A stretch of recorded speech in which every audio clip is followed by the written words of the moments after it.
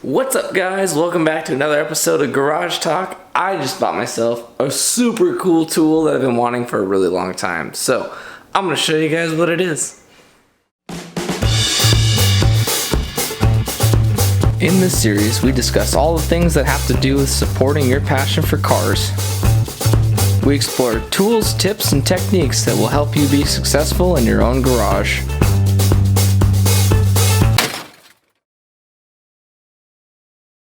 So as you guys know, I'm a machinist and I love doing hobby stuff for the cars and making my own parts and doing kind of cool custom stuff. Always wanted some kind of equipment at home to be able to do those sort of things. I've been browsing Craigslist and I finally found something. It was way up in Seattle. Thank you, Gary. Couldn't have done it without you. He got his tilt bed trailer. We borrowed a bunch of heavy duty moving skates and we got it here. Weighs about 1,300 pounds, so it was super fun to try and get into my garage. May have taken us a whole day, but we did it, and that's alright. Here it is. Check it out. It's a lathe. Oh, it's so cool. This is a Shop Fox 13 by 40, which means you can swing a 13-inch part over the ways and do a 40-inch part between centers maximum. So it's a fairly big machine. It's still considered what's called a benchtop machine because this whole frame is not part of the machine. This is actually just bolted on. You can see here these two stanchions, and the rest of the machine is basically standalone. So you could put it on a benchtop, but it's more rigid for sure with the stanchions and then bolting them to the concrete and whatnot. Super cool. It's a gear head, an oiled gear head, which means that you have all these speeds that you can select with this selector here. Older lathes are belt driven, so you basically have the motor somewhere back behind the headstock and you would switch the belts to different pulleys to get your different speeds. The gear heads are a lot better because you can just basically select the RPM that you want and you're good to go. It has an auto feed function and it can turn, single point turn, standard and metric threads, which is really cool. But we got all kinds of attachments with it. It comes with a face plate so you can mount the irregular parts that you want on here. A 4-jaw chuck, which is another way of clamping sort of irregular parts. And then we have a steady follower for long skinny parts. This basically mounts to the saddle or the apron. Kind of guide your smaller part and keep it steady when you're cutting. It only supports it right where you're cutting. And this is a steady rest. I can set one end in the chuck, spin the other end in the steady rest,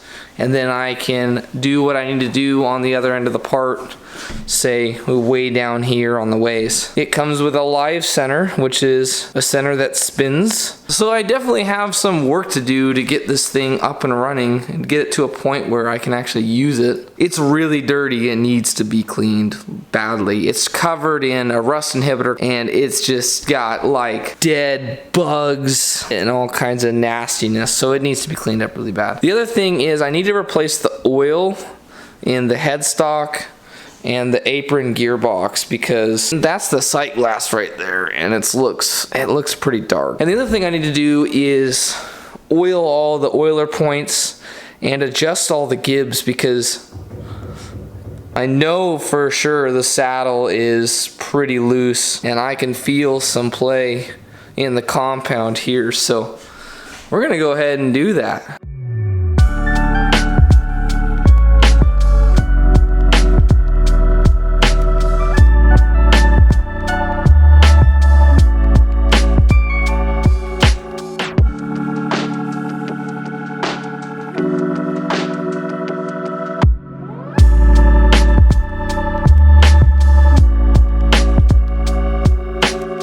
Now that the machine has had a proper cleaning, we can adjust each axis to the correct tension, confirming with the dial indicator that all the backlash has been removed.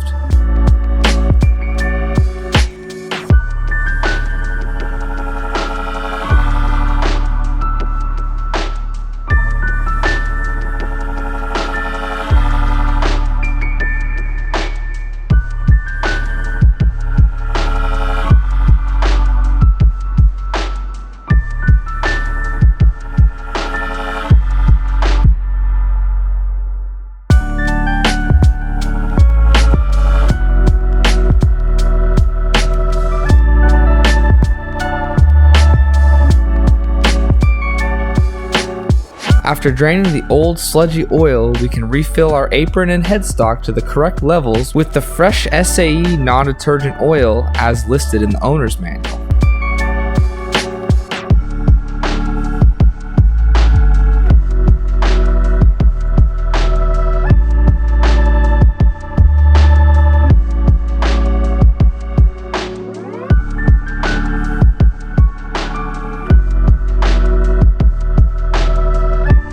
So as you can see right here, this is the feed screw for threading. There's supposed to be a little shear pin in here. And it looks like somebody at some point crashed the machine and sheared that off. And then they decided to put a drill bit in there to reconnect it, which is not the right thing to do.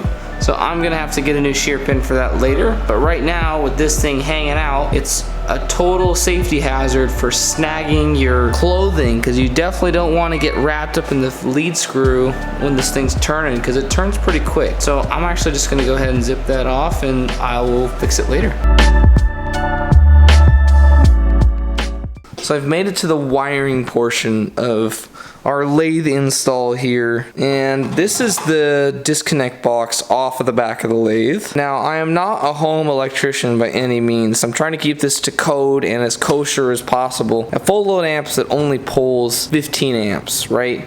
So that's why there's 15 amps here. So my idea here is, I know I could only wire in a 15 amp circuit or a 20 amp circuit and get away with it, but I want to also be able to use this circuit for a welder if I decide to upgrade from my 120 to a 220 machine. So I want at least a 40 amp circuit powering this lathe and everything, so I could swap out plugs for the welder too. I got 50 feet of 8.2 Romex, 8 gauge, which is good for 40 amps, 2 strand, so it has the white and the black, but those for our application are going to be both hot. And then it's got the stripped, you can't really see it, the stripped ground, the earth ground, which we are going to ground the machine and the case of the machine. We have a 50 amp style plug. That is the flush mount plug. An old work double gang box, so we can cut right into the drywall, mount this into the drywall, and a cover.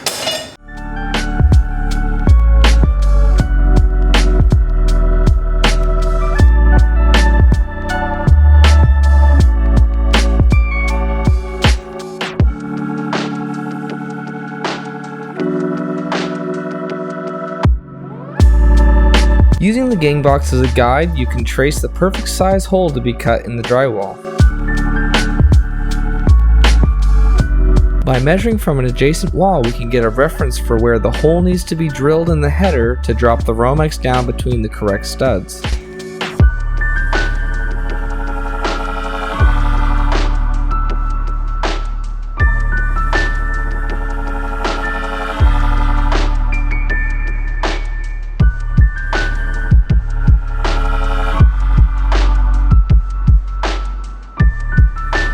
Anytime you're working inside of a panel, it's always a good idea to shut off the inlet power to the circuits being serviced.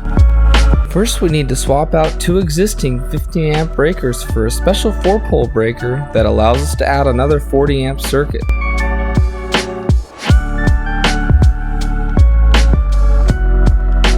Once everything is wired in and all of our connections are double checked, we can switch on the breaker and verify the voltage at the panel and the plug.